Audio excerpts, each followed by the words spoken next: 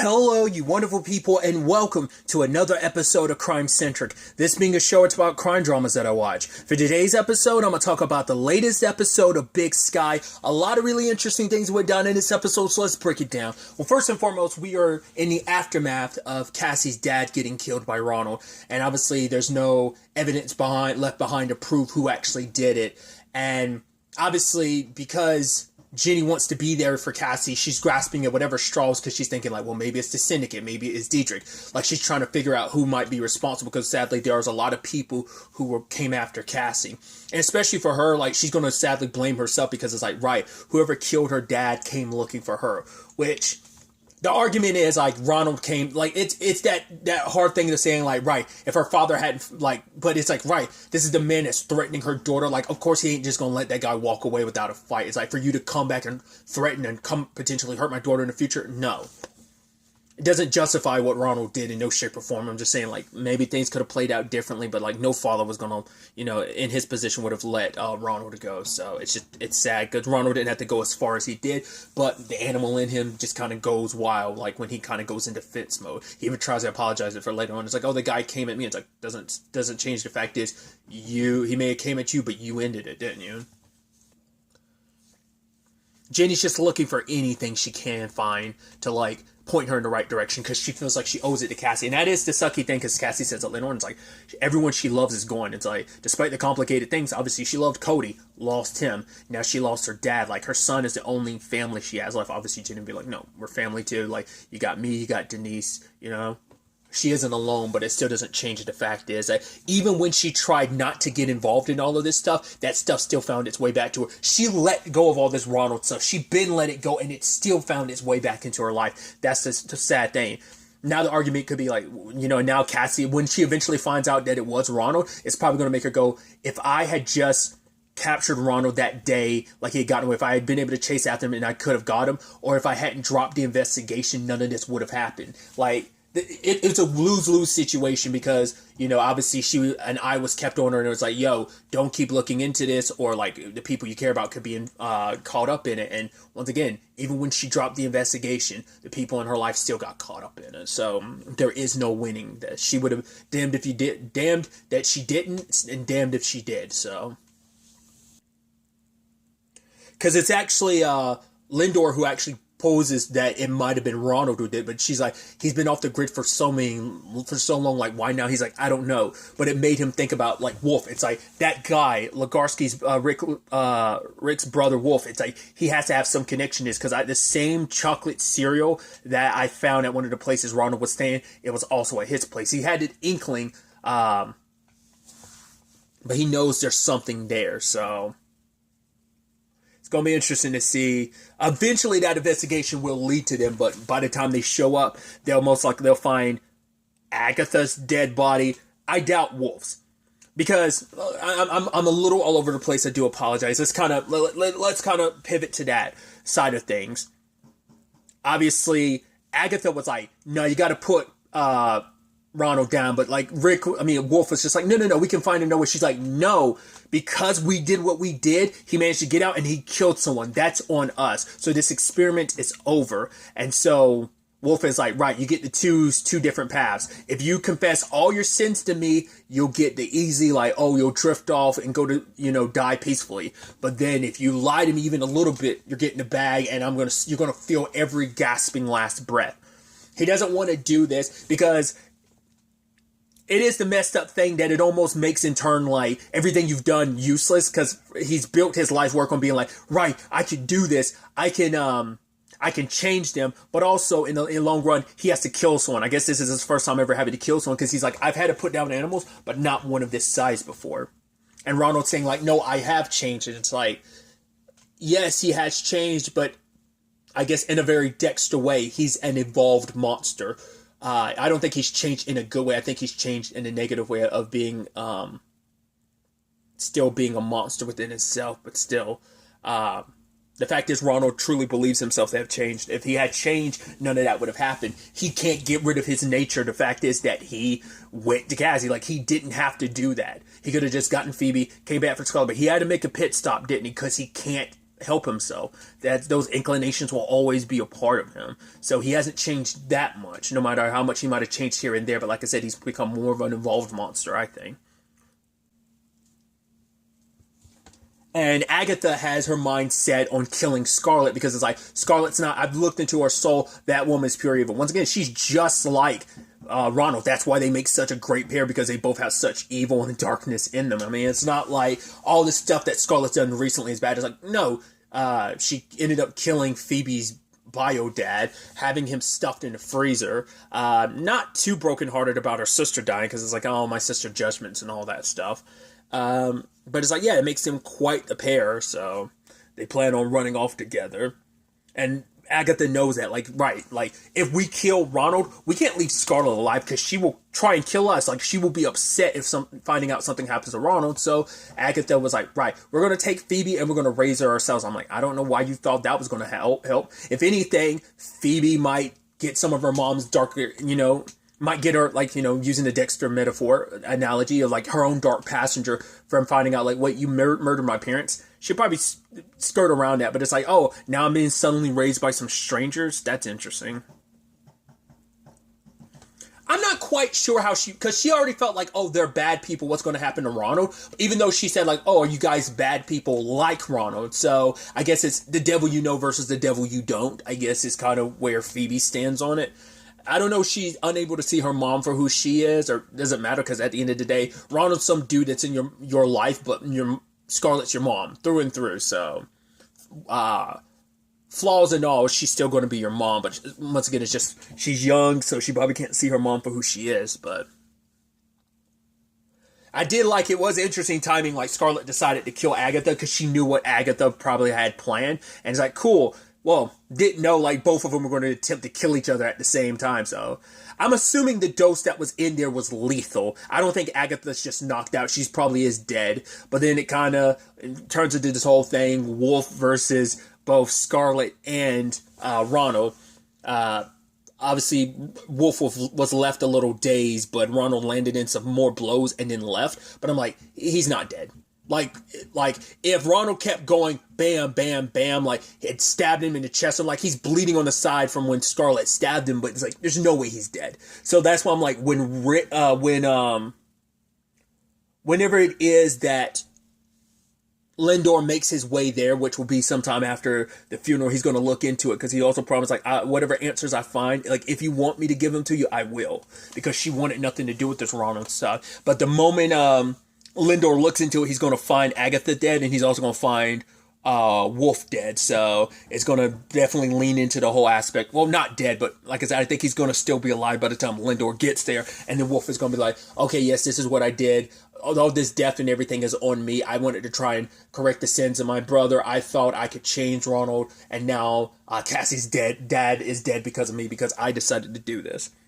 Plus, there's also the group that they're working with. Like, it's like, oh, I can handle Milton. And Agatha was like, no, you can't. So there's going to be aftermath from that, too. So which, like I said, Wolf isn't dead. He's going to be dead the moment Milton finds out. Because it's going to be like, oh, cool. You kind of put us in a very bad position. Like, you're the one who went above and beyond to get Ronald, and now this is all happening. Cool, yeah, you're done. Like, they'll probably send someone into the hospital to kill him if he isn't already dead, which I think would be befitting, considering, like, hey, that's where Rick died, so I think that's going to be probably the irony behind it, too. So, that's, I don't know if irony would be, well, I guess, irony, I guess, wouldn't necessarily be the right, I mean, where you're dying is the ironic thing, but it's like, there is no irony in sadly dying in a hospital. That's, but it's like, it's just an interesting coincidence to die in the same place your brother did. That, it's more coincidence, not irony, I think. But regardless. So there's going to be that angle of things. Then there's the whole Travis situation, because he's not in the best position right now, because he was supposed to kill T-Lock, but he didn't, and Diedrich found out about it, and it confronts him, and that's where we leave off with Travis, after he kind of stopped by Jenny to kind of be like, yeah, I don't think it was Diedrich, I don't think it was Ren, because killing Cassie's dad like that wouldn't be Ren's style, also kind of wouldn't be Diedrich. Like, why would you go through the trouble of using a wrench, too? It's like, it'd probably be simpler just to plow. bang, bang, bang, because like it seems like that's their way of handling things anyway. But Travis is in a very compromised position right now because Diedrich's like, I know who you are. You turned up. He doesn't know that obviously you're an undercover cop, but he knows that like, oh, you actually went to Ren and them, so you're betraying me. He's like, it's not like, so we'll see. And obviously on the money front and the Ren front, everything's complicated because you had Bridger talking to Madison about, like, okay, what do? We need to get the money. Sadly, Max and T-Lock stole it, but Max had texted him about like, yo, this is what's happening. The sad thing is, it's all going to end up back with Ren anyway, because he was going to bring the money to Travis. T-Lock was most likely he said like, oh, you're never going to see me again. He was never going to bring that money to Travis. It's like, I'm about to say like, he could bring it to Travis, but he's like, no, he's going to use that money to disappear. So it's like giving Max what she always wanted. It's like, right, you wanted me out of your life, you got it. So you add in that. But it's like, if he had handed the money over to Travis, which, like I said, at the time, I don't think he would. But it's like, if he did, he would have, the moment he got the money, he would have given it to Travis. Like, no, he's running hightail. But his problem is you're running from a cartel and they will find you. If they find out you've got the money, oh boy. Because Travis is going to be like, oh, I sent some guy to get the money. Especially if word gets back that Bridger and and all of them don't have the money anymore. Then it's going to come back to T-Lock. So, because Travis will be like, yeah, well, T-Lock, I sent him to go get the money, so. Or I let him live, and he claimed not to know anything, and so it's been obviously a while, because the last episode, let's remember, was in December, so I don't remember if he ever, because Travis said like, oh, T-Lock didn't tell me anything about the money, but it's like, did he actually tell him about the money? And that's what, because Travis wasn't going to kill him because he's an undercover cop, and he's not going to kill some dude like T-Lock. I mean, granted, he did set up the situation to have, like, Diedrich's nephew killed, but to be fair, it's like, I didn't directly do it, I just put him in a position to get killed by the cartel, and it helped solidify my cover and stuff like that. But, like I said, if the money ended up getting to Travis and he got it back to Ren, then that kind of would have saved Bridger and all of them, but it's like, it wasn't going to work out like that anyway. But upon finding out, wait, Max stole the money, it's like, it's also complicated, too, on that front, because let's not forget, like, Max and, God, is it Hannah? I'm blanking on her name right now. Is that Max's, best friend / girlfriend? I don't know if they've officially labeled it. I'm blanking on her name right now. It was Hannah, right? It was something with an H, I think. Like, they were initially hiding stuff from Bridger and, Madison anyway, so it's kind of sad that the lines have been drawn where it's like Bridger and Madison are obviously on their side because it's like, cool, Ren called us up and threatened to kill our family, and then, you know, obviously Hannah would like have Max's back, so. And Max does feel like she's like, right, my life was being threatened. And like, oh, really? Like, how can we trust anything that comes out of your mouth? It is just a sad situation that everything just happened all at once, and it kind of put them all in very terrible, terrible positions. Because T-Lock wasn't in the most, he was in a very threatening position and stuff like that because, you know, his life was in danger. So, like, he was that desperate, but still. And I do like what the ultimate end result ended up being like, cool. Everyone went to different people. Well, Bridger was kind of wanting to go to his sensei because, like, we can't tell our parents. But then he went to his sensei, and Jag ended up killing him despite his sister being like, do not kill people in broad daylight. In particular, a kid. You kill a kid with, a white face, that's going to become national news, and that's going to draw a lot more attention. Jag is the more like, I'm going to do things my way. It's like, cool. Kill people and get a lot of attention. Yeah, like, your dad's really going to be happy about that, but it's like, oh, who knows? Which we'll focus on the Jag and Ren thing in a second, but luckily Bridger got out alive. Madison had already told her parents, but in that moment, Bridger, like, his dad's like, what have you ever into it? But he hugs him. He's like, I'm so sorry, I messed up. It's like, it's okay. Whatever it is, we'll figure it out. It's like, how? We'll figure it out as a family. Because that was his sensei's advice. It's like, no, tell your family. I mean, that's how you fight this. Like, they're lawyers, so they'll, like, turn this into a litigation thing, but it's also like, you're dealing with a cartel, and I don't think they know that they're dealing with a cartel. They think they're just dealing with some bad people. You're dealing with a cartel. Lawyers or not, it's like, they can make people disappear, so. That's also kind of like the rub of it all, too, but they chose, you know, their help, but then also you have, Max and, once again, Hannah. I'm sure it's not Hannah, but I keep saying Hannah. Like I said, I think it was with an H, but I keep saying I should look it up. Harper. Jesus, I knew Hannah didn't sound right. I knew it was something with the H, but I couldn't remember. I would have never gotten to Harper. On my own, I probably wouldn't have, but Harper. So every time I've been saying Hannah the entire time, say Harper. Like, I made it clear that I didn't remember the name, but now I finally do. So, Harper. So Max and Harper ended up going to Jenny, which perfect timing because Jenny just got the results back from the coffee cup and the thing they found in the woods, the little chain thing they found in the woods near Deputy Harvey. God, had to look that up too, man. I'm blanking on the H names this episode. But yeah, that was found near the body, plus a coffee cup that Cassie got from Harper, checking the fingerprints. So it's like, yep. So they found out just then, but luckily Max and Harper decided, so it's interesting how who they decided to go to, how that's going to play out in the long run, because it's like, right, Madison and Bridger, I don't think their parents are going to go about this the best way. It's going to probably divide that friend group. I mean, they already kind of are divided, but their parents are going to more so be looking after preserving their family and their kids, so they're probably going to keep their kids as far away from this. So rather than being helpful, they're probably going to shut that all down. It's like, yeah, like as their lawyers, they won't talk to you. We won't give you any information until our children have like an immunity deal or something. There's going to be some complications on that front. So that's interesting. I think Jenny is somewhat close to the whole situation with finding out about it being Ronald that was responsible for Cassie's dad's death, because she ended up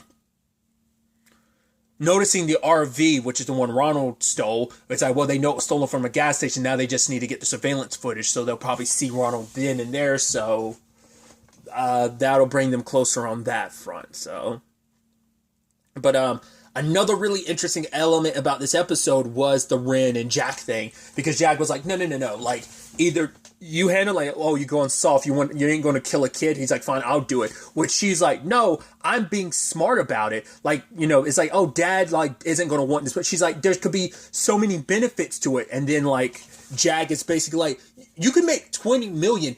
Dad will never ever like side with you. Like, the fact of the matter is, once you screw up, which you always do and inevitably will, I'll be the one that ends up having to take the blame, like I have our entire lives. Anytime you fail, I'm the one that has to take the fall. Like, the fact of the matter is, continue being what you are, a porcelain doll on the shelf. I was like, Jesus, that's the most garbage thing you could say to your sister. And then I like that Ren didn't let her see her sweat, and she's just like, I'm smarter than you. And he's like, no, laugh all you want. I know it. Mom knew it. You know what she told me before she died? That you and dad would never acknowledge me, even though I am better than you, and she's like, I could tell it pisses you off so much because you know it to be true. You know I'm better than you. I'm smarter than you. It's just that you and dad refuse to recognize it. And then Jack just kind of like scoffed and it's just like, I'm going to call dad. She's like, no, go ahead. You do that. It's like, which kind of makes you look like a punk. It's like, oh, when, go call daddy. Like, that's what it comes off as. But like that single tear from like Ren, because it's so frustrating, it's like making it seem like, oh, you're worthless, that you're not anything. Like, yeah, you will never have a seat at the big boys table because you will always just be, oh, something pretty to look at. You're just a porcelain doll. You're just an accessory. That's all you are. And the fact is, he would say that about his own sister. And I'm sure, like, what stings more is because she knows, like, from her dad's perspective, that is true. Like, no matter what she does, it will never be enough for her dad. Like, that's what this is all about. This is about proving herself to finally have a seat at the table, but it will never be. So part of me's also wondering, like, I don't think it's going to happen, but you don't think she's going to manipulate the situation to get her brother killed, that way removing him from the equation and kind of confirm it, like solidifying her own seat of power? I doubt that, but I mean, it's the thing of, like, despite their issues, I doubt she'd be all about killing her brother. I mean, we don't know how deep their history goes, so it could be a thing of, nah, man, I'm way too happy to kill my brother if it helps me in the long run. I mean, obviously we saw, like, the showdown between siblings last season and how that ended with everyone but one sibling ending up dead. Granted, there were other factors into it. It wasn't just an all out, oh, siblings versus siblings, but it kind of was.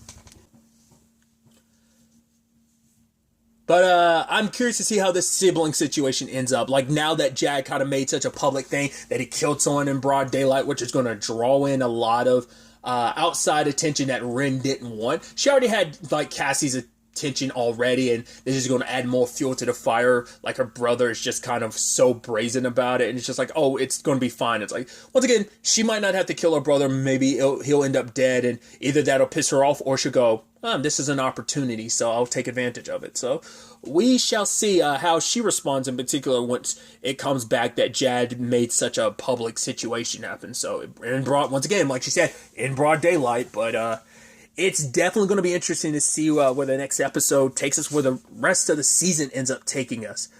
So glad to have Big Sky back, and I'm curious to see how this will all play out. Because there's also an angle, obviously, they didn't get touched on at all this episode. I can't remember if that popped up, her story, Jerry's story. Like, obviously, the last time we saw her, like, she went, like, in the room to talk to her mom, and that's the last thing we saw of her story. So I don't know. I don't remember if that was last episode. Once again, that was back in December. That was over 2 months ago. I don't remember if that was, in the previous episode, or was it, like, the episode before last? Either way, like I said, I'm excited to see where things take us going from here. But really, that's all I want to talk about. Till the next time we meet, be happy, be safe, live life to the fullest, and enjoy it. Good day, and goodbye.